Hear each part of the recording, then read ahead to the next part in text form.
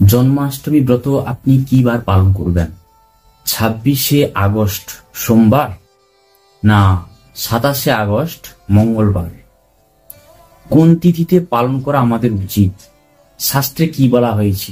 অষ্টমী তিথি শুরু হচ্ছে বিশুদ্ধ সূর্য সিদ্ধান্ত পঞ্জিকা অনুযায়ী 26শে আগস্ট সোমবার সকাল 8টা 38 থেকে এবং অষ্টমী শেষ হচ্ছে 27শে আগস্ট মঙ্গলবার সকাল 6টা 49। একাদশী তিথি এবং অন্যান্য তিথির বিচার কি? আমরা 27শে আগস্ট মঙ্গলবার কেন জন্মাষ্টমী ব্রত পালন করি? দেখুন, হরিভক্তি বিলাসে উল্লেখ করা আছে যে একাদশী তিথি কিভাবে নির্বাচন করা হয় এবং একাদশী বাদ দিয়ে অন্যান্য যা তিথি আছে, জন্মাষ্টমী, রাধাষ্টমী, নিত্যানন্দ ত্রয়োদশী, তার বিচার আলাদা। একাদশী তিথির ক্ষেত্রে অরুণোদয় কাল ধরা হয়, অর্থাৎ সূর্য উদয়ের 1 ঘন্টা 36 মিনিট পূর্বে যে তিথি স্পর্শ করে সেই তিথিকে পূর্ণ তিথি বলা হয়। ওই সময়ে যদি একাদশী স্পর্শ করে তাহলে পূর্ণ দিন একাদশী বলে ধরা হয়, তখন ওই দিন আমরা একাদশী পালন করি। কিন্তু অন্যান্য তিথির ক্ষেত্রে যেমন জন্মাষ্টমী, রাধাষ্টমী, নৃসিংহ চতুর্দশী, নিত্যানন্দ ত্রয়োদশী যা কিছু আছে তার ক্ষেত্রে কিন্তু আলাদা নিয়ম। সেটা কেমন? একাদশী ছাড়া অন্য সমস্ত তিথি সূর্য উদয়ের কাল থেকে ধরা হয়, মানে সূর্য যে সময় উদিত হয়, সূর্য উদিত হয়ে যে তিথি দর্শন করে সেই তিথিকে পূর্ণ তিথি বলা হয়। তাই 26শে আগস্ট সোমবার সকাল 8টা 38 থেকে অষ্টমী শুরু হচ্ছে, তার আগে পর্যন্ত কিন্তু সপ্তমী ছিল। তাহলে আমরা কিভাবে 26 তারিখ জন্মাষ্টমী ব্রত পালন করব? 26শে আগস্ট সোমবার সূর্য উদিত হয়ে কি তিথি দর্শন করছে? সপ্তমী তিথি। তাহলে সেই দিনটাকে, পুরো দিনটাকে সপ্তমী তিথি বলেই গণ্য করা হবে। তাহলে আমরা কিভাবে জন্মাষ্টমী ব্রত পালন করব?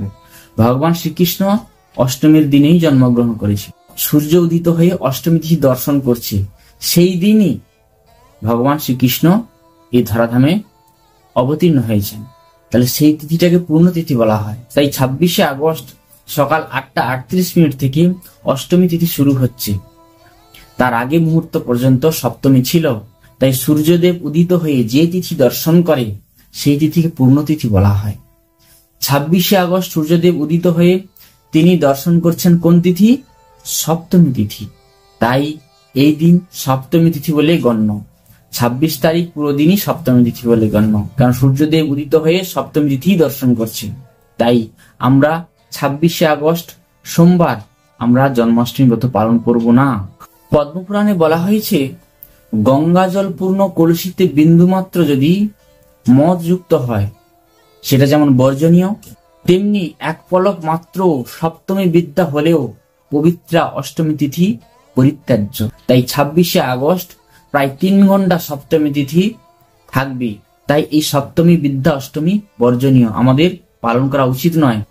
যদি কেউ সপ্তমী বিদ্যা অষ্টমী তিথি ব্রত পালন করে, তার পূর্বজন্মের নিখিল পুণ্য সমস্ত কিছু নষ্ট হয়ে যায়, ব্রহ্মহত্যার ফল লাভ হয়, কোনো প্রকার তার শুভ ফল উদয় হয় না। শাস্ত্রে বলা হয়েছে নবমী যুক্ত অষ্টমী তিথি রোহিণী নক্ষত্র যোগ না থাকলেও এই ব্রত পালন করা যাবে, কিন্তু রোহিণী নক্ষত্র যুক্তা সপ্তমী বিদ্যা অষ্টমী কখনো পালন করা উচিত নয়। শাস্ত্রে উল্লেখ করা হয়েছে সপ্তমী বিদ্যা অষ্টমী ত্যাগ করতে বলেছে শাস্ত্রে, কিন্তু নবমী যুক্ত অষ্টমী উত্তম। সেই তিথিতে যদি রোহিণী নক্ষত্র নাও থাকে তাহলে সেই ব্রত পালন করা উচিত। রোহিণী নক্ষত্র যুক্ত সপ্তমী বিদ্যা অষ্টমী কখনো ব্রত পালন করা উচিত নয়, ঘৃণার সঙ্গে ত্যাগ করা উচিত। যা 26শে আগস্ট এইটি ঘটেছে। যদি তিথি আমরা শুদ্ধভাবে পেয়ে যাই তাহলে অন্যান্য নক্ষত্র যোগের কোনোদিন বিচার করা উচিত নয়। আপনাদের কাছে শাস্ত্র সিদ্ধান্ত তুলে ধরলাম, এবারে আপনার ব্যাপার কোন দিন আপনি জন্মাষ্টমী ব্রত পালন করবেন, 26শে আগস্ট সোমবার নাকি 27শে আগস্ট মঙ্গলবার। এখানে বক্তব্য বিশ্রাম।